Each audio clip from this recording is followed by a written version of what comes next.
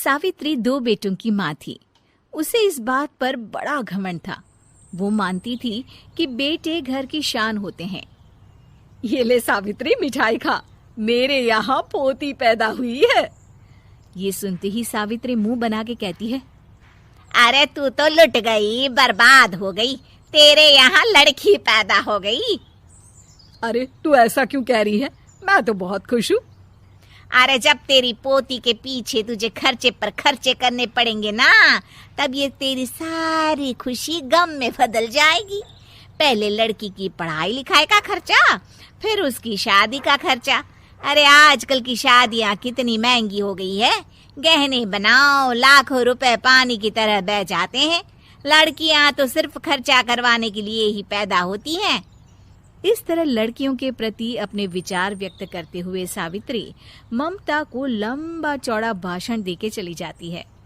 अब तो आप लोग इस कहानी में सावित्री देवी का पात्र अच्छी तरह समझ ही गए होंगे। कुछ समय बाद सावित्री की बड़ी बहू भी एक लड़की को जन्म देती है। फिर क्या था, सावित्री पूरा आसमान सर पर उठा लेती है। हे भगवान, ये तू मुझसे किस जन्म का बदला ले रहा है? अरे मैं तो मंदिर में रोज आकर तुझसे कहती तो थी कि मुझे एक पोता चाहिए, और तूने मुझे पोती दे दी। इतनी मिठाइयाँ और प्रसाद चढ़ाने का क्या फायदा हुआ?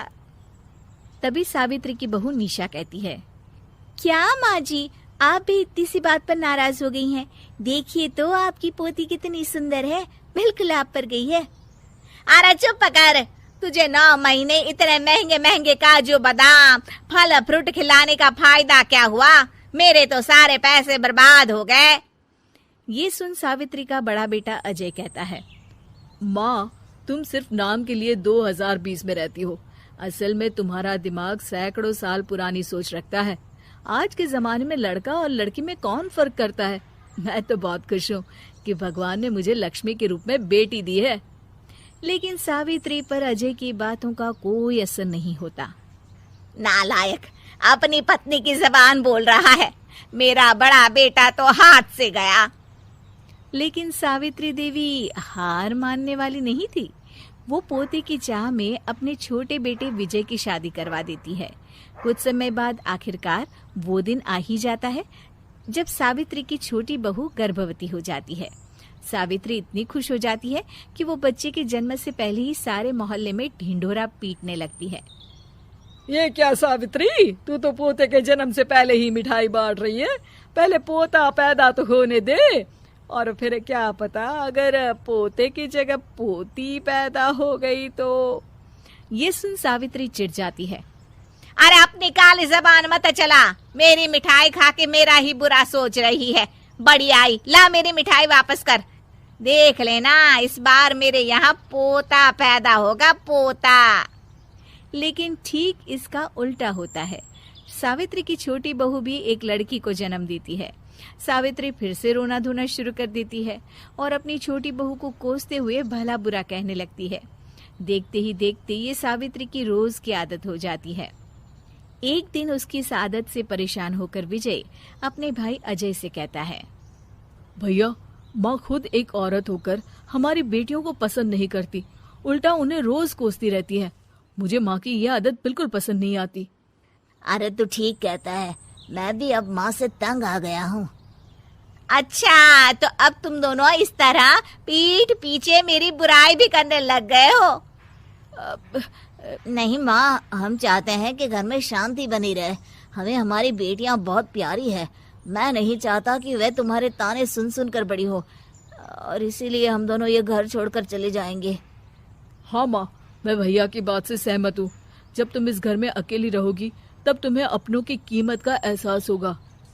अपने दोनों बेटों के मुंह से अपनी माँ के लिए इतने कठोर शब्द सुन सावित्री भावुक और रुआंसी होकर कहती है, क्या सच में तुम दोनों मुझे इस घर में अकेली छोड़कर चले जाओगे? हाँ माँ। हाँ माँ, अब पानी सर के ऊपर जा चुका है। मैं तुम दोनों के बिना नहीं रह सकती। अपनी सास के आंसू देख अजय और विजय की पत्नी अपने पतियों से लड़ पड़ती है।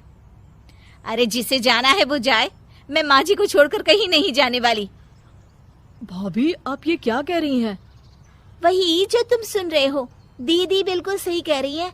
हम बेटियों के संस्कार हमें सिखाते हैं कि सास माँ समान नहीं बल्कि माँ ही होती है और उस माँ की जिंदगी भर सेवा की जाती है। बेटे अपना फर्ज भूल सकते हैं, लेकिन बेटियां नहीं। आप दोनों शौक से जा सकते हैं। माँ जी, हम दोनों के रहते आपको किसी बात की फिक्र करने की जरूरत नहीं। फिर क्या था, सावित्री के ऊपर छाए बेटों के घमंड के बादल उसकी बेटी स्वरूप बहुओं के तेज के आगे आंसू के रूप में परिवर्तित होकर सावित्री की आंखों से बहने लगते हैं और वो उन दोनों को गले लगा लेती है। मैं जिंदगी भर बेटियों को कोसती रही, लेकिन आज तुम दोनों को देख मुझे समझ आ गया कि बड़े अभागे होते हैं वो लोग जिनके घर बेटियां नहीं होती।